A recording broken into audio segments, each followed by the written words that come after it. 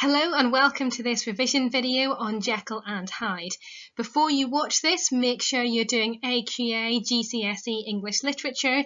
If you're doing one of the other exam boards, I'm really sorry, but this video is possibly not going to be appropriate to that exam board, because the focus of this video is preparing to write an exam answer for that AQA GCSE. So let's jump right in and look at what the exam question might look like. So here's an example on the screen. Now, first of all, we have an explanation of where the extract comes in the novel. Don't skip over that, make sure you read that properly, because that's going to give you some information about the context of the extract to help you to understand what's going on. Then you have the extract itself, normally a couple of paragraphs or a few paragraphs from the text. We have the exam question at the bottom underneath the extract. There are some prompts to explore both the extract and the rest of the novel. We'll talk about that a little bit later. And it tells you how many marks are available for this question, which is 30. So first of all, we need to contextualise the extract. And it says here that in this extract from chapter 10, Jekyll narrates his version of events. In this extract, he tells of what happened when he first took the potion. So you need to ask yourself, what comes before this extract in the novel? Well, we know this is from chapter 10. Chapter 10 is the last chapter of the novel. So chapters 1 to 9 give us most of the narrative. And then chapter 10 fills in the gaps that maybe we don't quite understand yet. And what the characters don't understand still by the end of chapter 9 is that Jekyll and Hyde are the same person. So chapter 10 fills in that detail. And chapter 10 also tells us a little bit about how Jekyll created Hyde, but more importantly about why he created Hyde. So then it says what comes after this extract in the novel. Well, we're pretty much at the end of the text, but what comes after this is Jekyll feeling increasingly in the power of Hyde. He talks about how Hyde is taking over and how he's going to have to end it all to trap Hyde himself. Then we need to ask ourselves, why is this extract important in relation to the overall narrative? We'll talk about that a little bit more in a minute when we actually read the extract itself, but that's a really important question to have in your mind.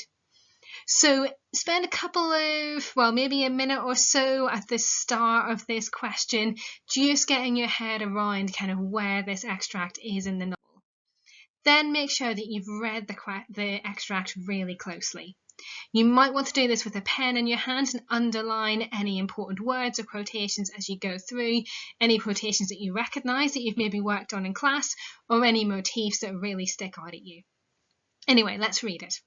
And this is Jekyll describing the transformation into Hyde.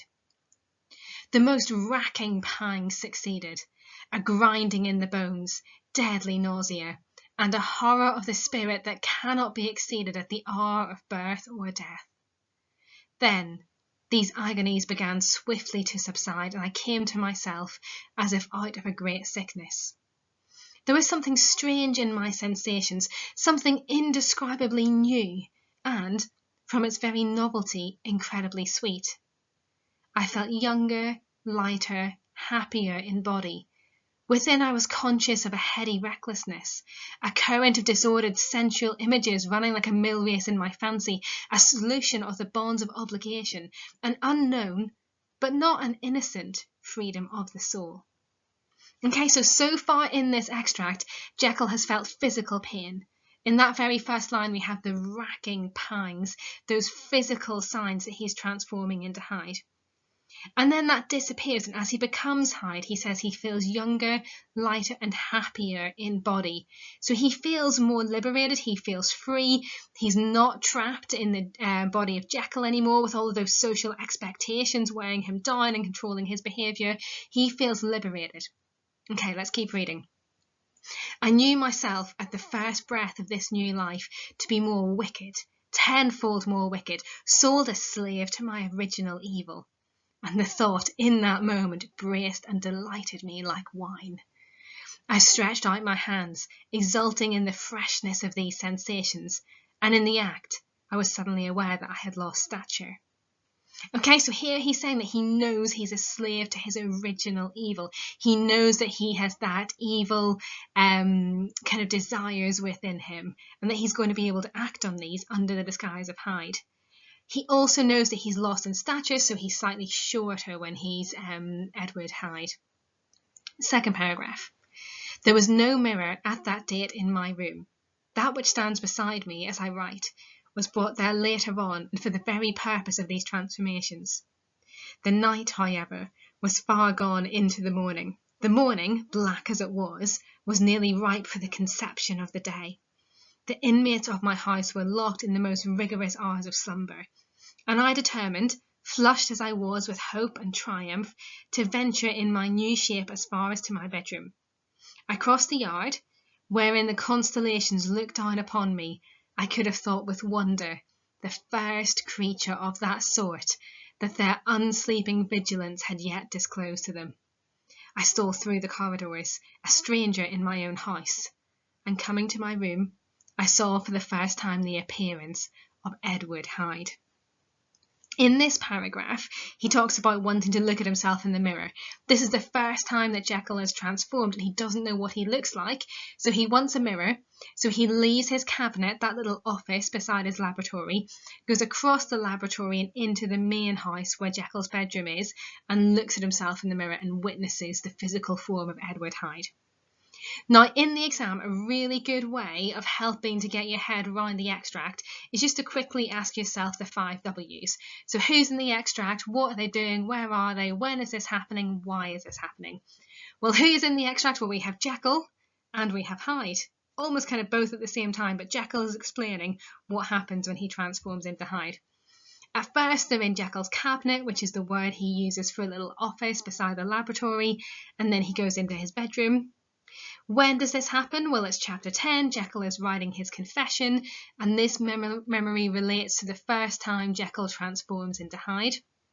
What is he doing or talking about? Well, Jekyll is explaining what it feels like to transform into Hyde and the freedom that brings.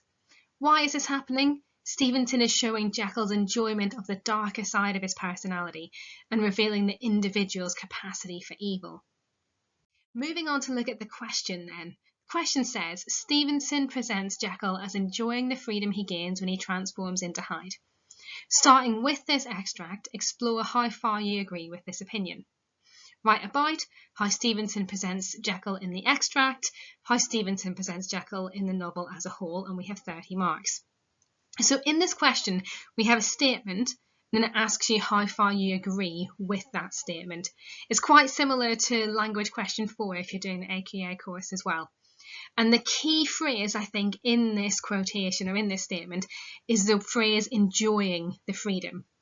The question is asking us, does Jekyll enjoy being Hyde? Or does he not enjoy being Hyde? When it says explore how far you agree with his opinion, you can agree with it completely, you can disagree with it completely, or you can be somewhere in the middle. And normally being somewhere in the middle is the best place to be in an English essay because you can look at both sides and add a little bit of nuance to the statement. Then don't ignore the bullet points. It reminds you to write about the extract and the novel as a whole. Make sure you do address the novel as a whole and show off all of that revision that you've been doing and all of that knowledge that you have. There are 30 marks, so we're looking for a substantial answer for this question. That means introduction, 5p paragraphs or whatever kind of paragraphs you write, and conclusion. So introduction, 5 paragraphs, conclusion would be a perfect length of answer. Make a plan, and as you can see, the plan on my screen is quite straightforward. I'm going to look at the beginning of the extract, the middle of the extract, the end of the extract, and then 2 paragraphs about the rest of the novel. So from the beginning of my extract, I'm going to look at the first sentence, which is the most racking pangs succeeded. Now that's a physical pain that Jekyll experiences as he transforms into Hyde. He feels a grinding in the bones, a deadly nausea, and a horror of this spirit. Now the question's asking us about whether or not Jekyll enjoys the freedom of being Hyde. Well, this initial transformation is physically painful, and psychologically horrifying for him. So we do not get an impression of enjoyment in that initial description of the transformation. Moving on to the middle of the extract, we see that here Jekyll is revelling in his newfound freedom. So now that the pain has passed, he can really enjoy himself. And that freedom enables him to act on hedonistic desires. And he's free because if he goes out into the town, into the city, and does whatever it is that he wants to do, no one will know that it's Jekyll who's done it, and he can transform back into Jekyll from Hyde, and no one will be able to find Hyde. So it seems to be a kind of freedom. And he says, I felt younger, lighter, happier in body. Within, I was conscious of a heady recklessness. Now, recklessness is that action of doing something without thinking through the consequences.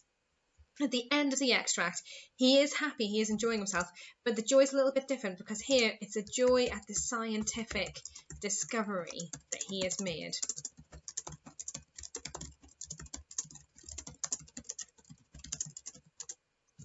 So I could have thought with one of the first creature of that sort that their unsleeping vigilance had yet disclosed to them. Okay, now we're going to move on to think about the rest of the novel. Now, it can be a little bit tricky to get the balance right, so you're going to have to think about your timing really carefully when you write your answer. It may be, and it often happens, that students write their first 3 paragraphs and get to the end of the time and realise that they've not referenced the rest of the novel. So as you write your paragraphs, it's quite a good idea to drop in little references to the whole novel, even when you're just writing about the extract. And it's also a good idea to keep your eye really closely on the clock, and if you're getting to the end of the time, you might want to sacrifice your 3rd paragraph and just move straight on to your 4th. Okay, so in the rest of the novel, as this progresses, after Jekyll's had his first transformation, he starts to feel trapped by Hyde, because Hyde is in control. We get a couple of really nice quotations about this. Addison sees that Jekyll is like some disconsolate prisoner. He has another transformation where he is in abject fear and terror. And then also in the rest of the novel, Jekyll feels trapped not just by Hyde, but by his sin. And he says, if I am the chief of sinners, I am the chief of sufferers also. And he talks as well in chapter 10 about how Hyde murders Danvers Carew, and how Jekyll is almost in Hyde's mind also murdering Danvers Carew, and so as the guilt of that crime really dwells with him. And he says, my devil had long been caged, he came out roaring. Okay, so my plan is really quite simple, straightforward. Just jot down your ideas following that structure and be prepared to sacrifice your 3rd. Time for our introduction, and if you've watched my other videos, you'll know that I generally write 3 sentences in my introduction. When I'm writing an essay based on an extract, I start by contextualising the extract, so explaining a little bit about where it's from. Then my 2nd sentence is addressing the question, and my 3rd sentence is conceptualising, or looking at the key concepts or those big ideas that drive the text. So I'm just going to start with my first sentence then, and the examiner's given me a little bit of help because, of course, just above the extract it tells me where the extract's from. So I'm going to say, in this extract from Jekyll's confession in chapter 10, Stevenson describes Jekyll's first transformation into Hyde, an experience which is both painful and exciting for the protagonist. Now, what this does is it really helps you to show the examiner that you know the text inside out, you know where the extract's from, you know why this extract is significant, you know what is happening in this particular extract. So you're leaving the examiner in no doubt that you know what you're talking about. Then, of course, we need to address the question. So whilst it could be argued that Stevenson focuses on Jekyll's enjoyment of his new identity, and what you can see here is I'm using some of the wording from the question just to make it crystal clear that I'm kind of addressing the question clearly. So whilst it could be argued that Stevenson focuses on Jekyll's enjoyment of his new identity, on the other hand, it could be suggested that there are a number of unnerving undercurrents in this extract and the novel as a whole, which indicate a sense of fear and horror. Okay, so there I'm looking at both sides of the argument, and I've used that word whilst to kind of trigger that. So you can say on the one hand and on the other hand and so on, or whilst is quite a good way of doing it. Sentence 3 then, so I'm conceptualizing, I'm zooming out, I'm looking at the big picture, at the key concepts. So overall, Stevenson portrays Jekyll in this way. If I'm going to change that.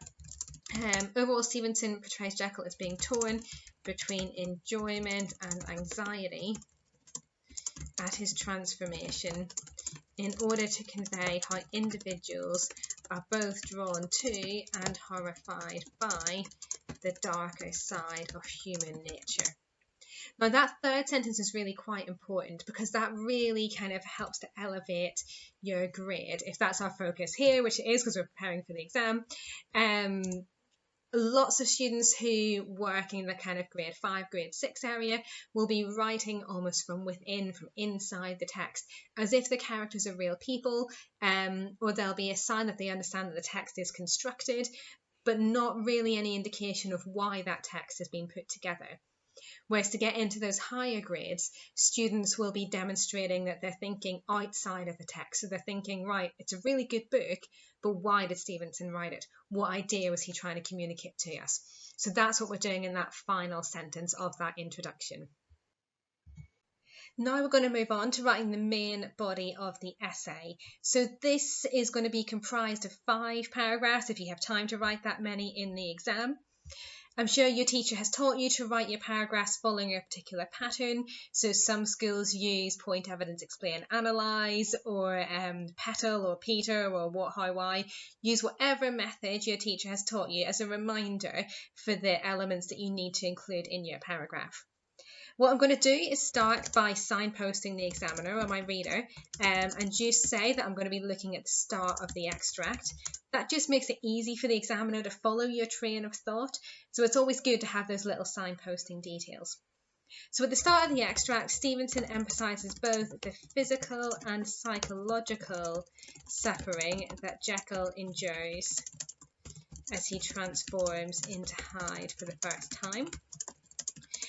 Once he has taken the potion, Jekyll feels that the most racking pangs succeeded, a grinding in the bones, a deadly nausea, and a horror of this spirit.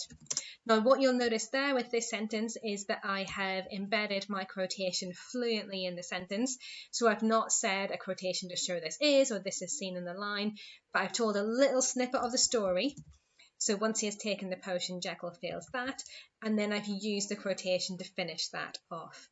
A good way of revising is to choose all of the quotations that you're learning off by heart and practice embedding them in that way. So moving on to explain the quotation in a bit more detail. So far from enjoying this initial experience, Jekyll is subject to intense pain. Through the use of the adjective racking, Stevenson suggests that this process is like being tortured. Now, the sentence starter that I've used here can be really useful because it helps you to remember that we're focusing on the choices that the writer is using. So through the use of, and then I've named the language device, and then I've put Stevenson's name. So perhaps learn that sentence starter and practice using it before the exam. So through the use of the adjective racking, Stephen suggests that this process is like being tortured, whilst the adjective grinding indicates that that this transformation is lengthy. Compounding this, the adjective deadly implies that Jekyll is putting himself in mortal danger. Now, what you'll notice is that what I'm doing here is peeling back the layers of the language. I'm trying to get under the skin of the extract and understand why Stevenson has chosen the words that he has used. Students often say to me, look, Dr. Smith, really did the writer mean to use the words in that way? Were they really thinking about that when they chose that word? And I'd ask you to think about when you've ever done any art, especially if you're doing art GCSE or, becoming a little bit more advanced. When you're drawing a picture, did you mean to put that line in that particular place? Did you mean to choose that particular colour? Did you mean to choose to use pastels instead of oils? You probably did. And it's exactly the same for a writer. It's just that instead of using paintbrushes and pencils, they're using words. But they definitely did mean these things. And it's our job as literary critics to get to the heart of their meaning. Okay, so we've looked at the physical pain that Jekyll's been through. Now we're going to look at the psychological pain. So I'm going to say, yeah, this pain reaches beyond his body into his spirit. Within the novel's Christian worldview, this is the eternal part of the human soul which will be elevated to heaven or condemned to hell. And so this transformation has an impact well beyond the immediate effect on Jekyll's well-being. Now, what I've said here within the novel's Christian worldview, I've not said that all the readers are Christians. Lots of people who are writing about the Victorian period will say to the Christian reader or something like that. That's not necessarily the case. Religion was much more complex than saying that every reader in the Victorian period was a Christian. But what I'm saying here is that the novel itself has got a Christian worldview because it operates very much between the poles of heaven and hell. So then I'm going to add a little bit on here. So the word horror is used as a motif throughout the text. And this is really nice because I'm able to show my knowledge of the whole text here as well. So for example, Utterson and Enfield have horror in their eyes after they glimpse a later transformation. And this expresses the characters' intense fear as they realise that something supernatural is occurring. Adding to all this, people always say, is this the end of the paragraph, Dr. Smith? Probably not. Adding to all of this, it is important to note that in chapter 10, Stevenson shifts the narrative perspective from the third person to the first person. Now what we're looking at here is the structure of the text. So we've analysed, we've peeled back the layers of the language, and now we're looking at how the text is constructed. And part of that is the narrative perspective. Third person is he, she or it. First person is I and me.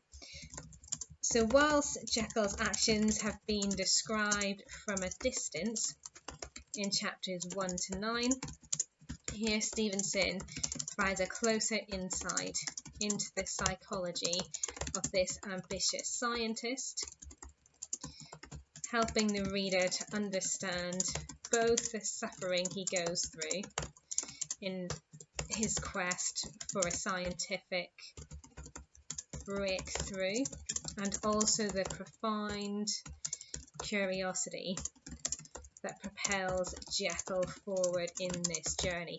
And we're starting to move out to the bigger picture here, to the key concepts that are so important. So in revealing Jekyll's mindset in this way, Stevenson explores the double-sided nature of the human mind. So that's the paragraph that I'm showing you. You can see that it's quite chunky, there's quite a lot in it. Looking at both language and structure, you don't necessarily have to look at structure in each paragraph, but certainly having that somewhere in your essay can work really well. Also looking at the key concepts in the big picture works well too. We're going to move on in a second to look at the conclusion of the essay, but of course you would have 4 or 5 paragraphs like this to make up that main body of the essay. And so we've made it to our conclusion. Now my conclusions, as you'll know if you've watched my other videos, are normally quite short. 2 sentences. First one, we answer the question. Second one, we link to key concepts. So ultimately, while Stevenson presents Jekyll as initially enjoying the freedom he gains when transforming into Hyde, he eventually feels trapped by the darker side of his character, becoming addicted to Hyde rather than maintaining control over him. And what I'm doing when I'm writing this conclusion is looking back at the question just to make sure that I'm linking it really closely and I'm definitely answering that question. Now, my second sentence is linking into a key concept. So in presenting Jekyll in this way, Stevenson reveals the duality of human nature and that often the darker side can become stronger, eventually destroying all that is good in the human condition. A somber note to end this essay on, but I think that's, what Stevenson is showing in the description of Jekyll. Maybe not so much in his description of Utterson, but that is a discussion for another day. So that's our conclusion. That's the essay. Thank you very much for watching. If you want to see any of my other resources and you're watching this on YouTube, make sure you go to my blog, amysmithliterature.wordpress.com, where you can read more about Jekyll and Hyde. Thanks very much, everyone.